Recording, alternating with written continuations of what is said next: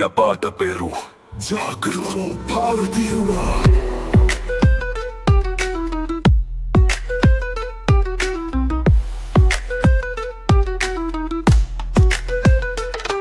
జాగృతమో భారతీయుడా, నీవు స్తంభించిన రాని గుర్తు చేసుకో. నీ ధర్మాన్ని త్రోసిన వారిని గుర్తించు.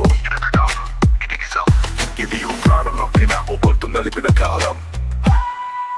జాగృతమో భారతీయుడా, నీ కలం మీకే దారి చూపుతోంది. ఒక తపస్సే కారువు పొన్ను పేశారు. ఇది నియంత్రణ పేరుతో నా హత్య చేసుకో.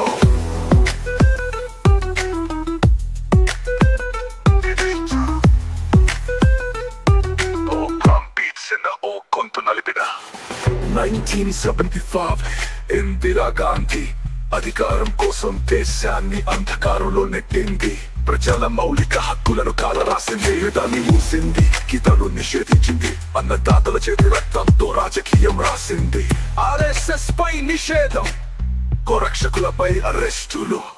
గీతా పుస్తకాన్ని నేరంగా మార్చారు. గోమాతను రక్షించాలన్న వారిని జైల్లో పెట్టారు.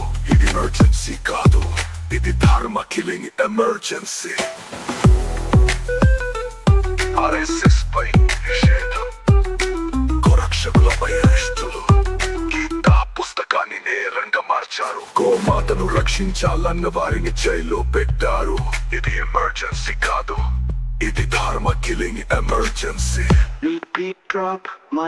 ఇది కేవలం అధికార దుర్వినియోగం కాదు, ఇది ఒక జాతి కలం మీద వేసిన కొయ్యి. హిందువుగా నువ్వు నిద్రపోతే చరిత్ర మళ్ళీ తిరుగుతుంది.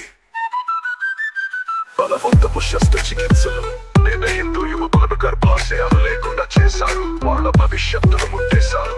ఇది నియంత్రణ పేరుతో నరాజ్యం, మతపరంగా మౌనం పేరుతో మర్మఘాతం.